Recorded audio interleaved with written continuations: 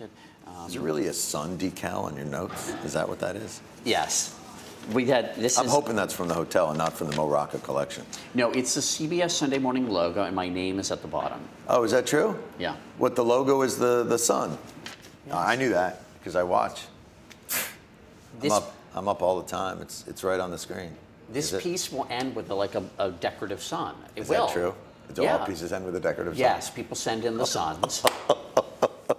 Jon Stewart can be forgiven for sleeping in on Sunday mornings. For the past 16 years, he hosted Comedy Central's The Daily Show. Welcome to The Daily Show. My name is Jon Stewart. It's a tenure that came to a close on Thursday. This is it. This is the final episode. When Daily Show alumni, myself included, we're here down on Wall Street, John. Ready to do our signature dollars and cents coverage, returned to send Stewart off. I can't believe you guys are here to just now do a financial segment. Yeah, well, apparently there wasn't much financial news to cover. This past decade. All right. Stewart didn't just host the show. The 52-year-old ran the show. Hey, they're talking about me! And turned the nightly news satire into a nightly news source for many. What do you got now? You're also senioritis, yes? What do you got, about a year? You know, you're on your way out. I can't believe that you're leaving before me. We got to do whatever we can to keep Americans safe. 9 people shot in a church. What about that? We are back. This is our first show since the tragedy in New York City. And in at least one case, Stewart's influence had a very tangible effect. Gentlemen, I cannot thank you enough. All I can do is I feel like apologizing to all of you, and I'm not even sure why. It's an absolute travesty. After Stewart invited 9/11 first responders onto his show, Congress voted to federally fund their health care, a move largely credited to Stewart. Please welcome back to the program Secretary Kathleen Sebelius. And in 2013, when then Secretary of Health and Human Services Kathleen Sebelius came on the show to pitch Obamacare, the show once again made headlines, but not the kind Sebelius wanted. Hundreds of thousands of accounts created. We have so it's lots been hundreds of of thousands of people have signed up. Of accounts created, which means that then they're going to go shopping. John, this is like what? A kayak site where you might check out what plane you want to get on. Her answers, I felt, were so beyond understanding. Like, what are you talking about? Then there was this interview with former Secretary of Defense Donald Rumsfeld.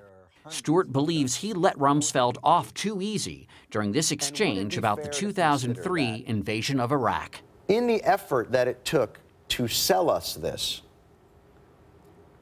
that we lost our... Sell is the word? Let me back up. A little strong. In the effort it took the administration to... Present. You were selling it. You presented the positives. You didn't present the negatives. You presented our case. Okay, fine. And then I moved on. I should have just stayed there. I lost a lot of sleep on that one. He didn't. But Rumsfeld's former boss, George W. Bush, is one big name who never appeared on the show with Stewart. So, I am willing to throw in, if you come on this program, a complimentary set of steak knives. Would you have liked to have George W. Bush on the show? Would you still like to? I would have, I guess I would have liked to, but it would have been awfully uncomfortable. I'm still somewhat upset about the things that have been done during his time, and I think I would find it difficult. Coincidentally, when this interview with Stewart aired last November, Sunday Morning also aired a profile of President Bush. In this very episode of Sunday Morning, George W. Bush is on. Yeah, if we had a magical device where you could jump from this interview into that interview and ask him anything. Sure. Tell me about umber and how it helps you when painting cats. I think it would be that. I think I would just stick with the painting stuff. Jimmy Carter's like 108. He's out in Africa like pulling guinea worms out of children's feet trying to cure them. Bush is at home. Bring me my fruit bowl. Doing a still life.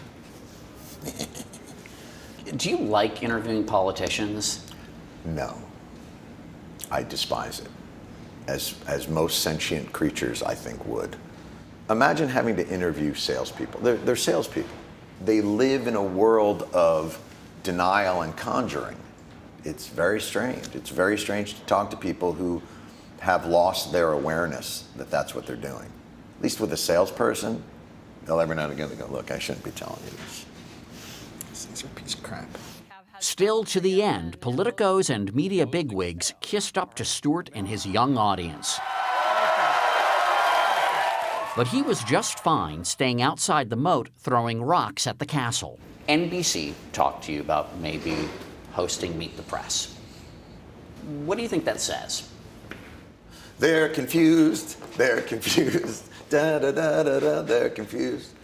They didn't offer me anything. It was just one of those, like, what do you think about that kind of conversation? And what did you say? Did you say, I don't think that's a good idea. You didn't need to take the weekend to think it over? No. How many pets do you have? This is the part of the interview where we humanize you. Oh. Good luck. Right now, we're at 3 bunnies, 3 dogs, a bird, 3 fish, and a hamster. Oh my God! Oh, that's a and a pony. You have a menagerie. It's a pleasant house, not for the faint of sinus. And it's a house he shares with Tracy, his wife of 14 years, and their 2 children. The main reason he cited last February for leaving the show. I'm gonna have dinner on a school night with my family, who I have heard from multiple sources are lovely people. What would you be like if you'd never married Tracy? I'd be much unhappier. She has the capacity for real, like, warmth and love. She's able to help me experience that. As a, you know, I'm an individual that's much more removed. Like,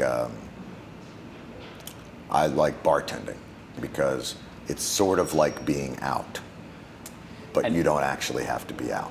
And you're on the other side of the bar. Correct. Is being a father what you expected it would be? No. It's much better than what I thought, because the experience that I had growing up was very different. When Stewart was 9 years old, his father, a physicist, left the family. From that point on, Stewart saw his father, now deceased, only sporadically. What did your father think about what you do for a living? What did he think about it in terms of... Did he get it? Did he enjoy it? Did he think, what a strange choice? Or, wow, that's really cool that... He was not a man prone to taking chances or smiling or enjoying food or music or color.